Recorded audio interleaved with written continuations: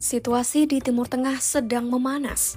Amerika Serikat mengancam akan melakukan serangan militer jika Iran menolak berunding soal program nuklir dan rudal balistiknya. Teheran sendiri sudah berulang kali menegaskan bahwa senjata nuklir tidak masuk dalam doktrin militer mereka.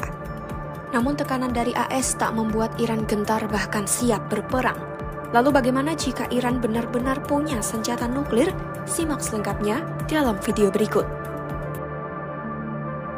Dalam dokumen berjudul If Iran Gets the Bomb, Weapons Force Posture Strategy yang ditulis Michael Eisenstadt, ahli strategi dan keamanan dari The Washington Institute for Near East Policy, membeda secara mendalam perubahan peta kekuatan jika Iran benar-benar memiliki senjata nuklir.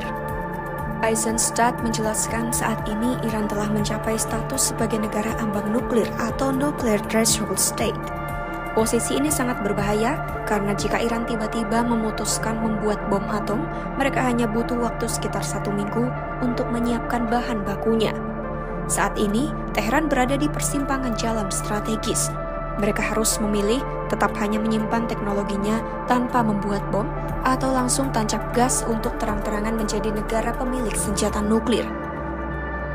Terkait aspek teknis, Eisenstadt memprediksi Iran akan mengandalkan rudal balistik untuk mengirim nuklir karena lebih kuat, sulit dihancurkan, dan mampu menembus pertahanan musuh dengan mudah. Namun inovasi militer Iran tidak terbatas pada rudal saja. Mereka kemungkinan besar juga mempertimbangkan penggunaan bom udara, ranjau laut, torpedo, hingga drone sebagai pembawa hulu ledak nuklir.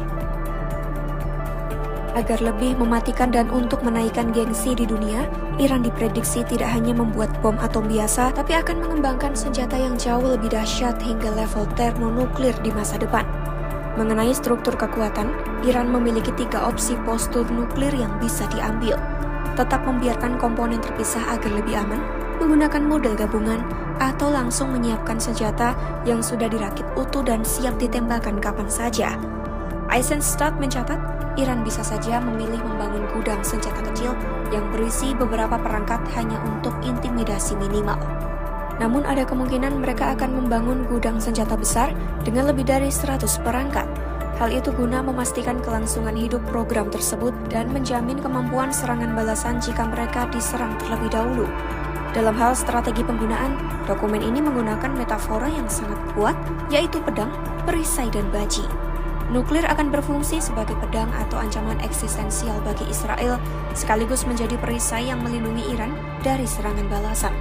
Selain itu, nuklir akan digunakan sebagai baji untuk merusak dan memecah hubungan aliansi antara AS dengan mitra-mitra Arabnya.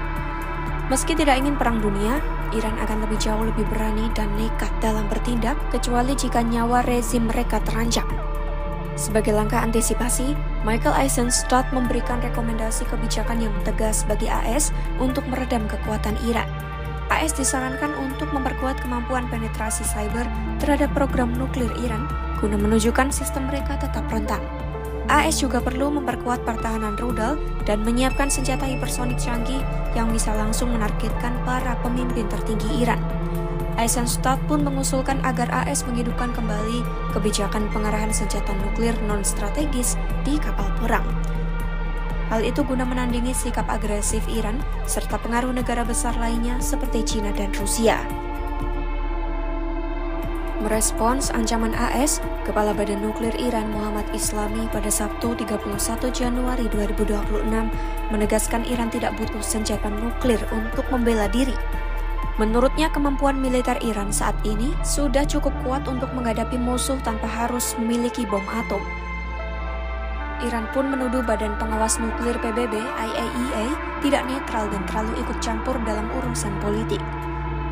Bahkan Teheran menuduh pimpinan IAEA membantu Israel saat menyerang fasilitas nuklir Iran pada Juni 2025.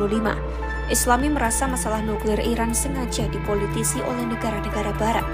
Ia memprediksi tekanan dunia akan semakin berat, terutama karena AS dan Eropa dianggap telah mengingkari perjanjian nuklir yang pernah disepakati. Iran juga sangat menyayangkan pengeboman fasilitas nuklir mereka oleh AS pada Perang Juni 2025 lalu.